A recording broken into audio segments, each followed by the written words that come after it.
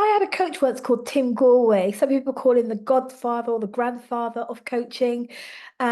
He wrote a really famous series of books called the Inner Game series. So one of those books is called The Inner Game of Tennis. And so he would coach people through the art of tennis. And I remember once being on a tennis court with him, and he gave us an exercise to do where we had to couple up with somebody else, and the whole point was to throw the ball to each other. And you know how sometimes you can get in your own way, get so flustered about the ball coming to you that you don't catch it. So his point was, don't focus on catching the ball, because that all up in your headedness about catching the ball is really going to get in the way of you catching the ball. So that was a whole point of the exercise, is to show us how if we don't get all up in our heads about catching the ball, then your body, he called it self too, knows how to move and catch the ball with ease and elegance. So we need to get out of our own way. So anyway, it's a really, really powerful point, and probably haven't done it justice here, but it's not really the point of this video. The point of this video is to explain that I got into this couple with this guy, and I threw the ball to him, and he would drop the ball. And when he dropped the ball, I found myself saying, sorry. Oh, sorry.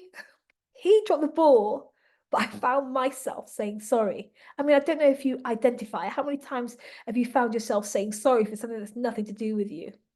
Anyway, this is not the point of the video that I'm making. Let me try and stay to the point.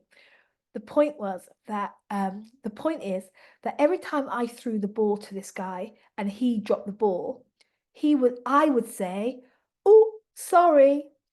And unbeknownst to me for a long time, but then it started to come into my awareness, there was this voice at the side of me. Tim Galway was standing to the side of me, and every time I said sorry for the guy dropping the ball, he'd say, "No, sorry." Just really gently like that. No, no, he didn't use any body language. He stayed distanced from me, but he would say, "No, sorry." And it took me a little while to catch on to the fact that he was even standing there. And then it took me a little while to work out that he was saying something. And then it took me a little while to work out that he was saying something to me. And then it took me a little while to work out what he was saying. No, sorry. No, sorry. I remember how it felt. I've slowed that moment down in my thinking over the years, and just really noticed how I begin to tune into this voice from the sidelines calling into me to pay attention to this behavior that I was displaying that made no sense. It didn't make sense that I was saying sorry for the guy dropping the ball. But my coach stood to the sidelines and just waited patiently for me to catch his instruction, to catch his challenge, to catch his alert, to catch his invitation to see my behavior and do something about my behavior. It was such an elegant thing that made such a profound impact on my life. You see, I I I think back in awe of that experience, that powerful experience of of not hearing something and then all of a sudden being able to hear and use this powerful information, this powerful instruction, this powerful guidance to change my behavior, to grow somehow. It's such a beautiful one of many examples of the way that Tim Galway affected my life and leadership. And I thought about that today because I over the years I've come to the conclusion that I want to be the voice on the sidelines of your leadership.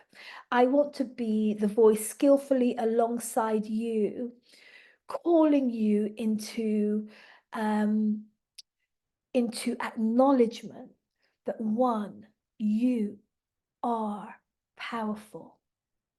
You are powerful. You are an influential woman.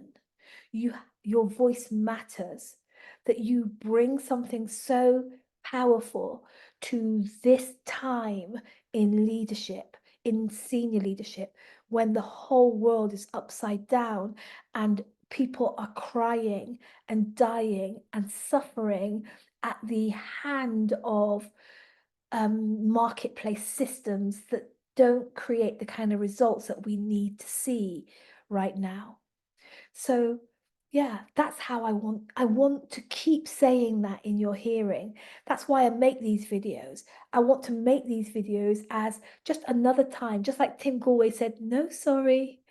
I'm saying you're powerful, you're strong, your voice has something to do, some work to do, that your leadership is important at such a time as this, that you're called and chosen to make significant, distinct difference in our world through your work as a senior leader. I'll just keep saying this on repeat. Repeat after me. You are powerful. Repeat after me. You are influential. Repeat after me. Your voice matters. Repeat after me. Your leadership can change our world. I'm going to keep saying it. When you click play on any of my videos, listen out for this prompt, because this is what I want to keep saying until you go, what's she saying? She's talking to me. Yeah, I'm talking to you about you and your powerful leadership and your voice that really matters.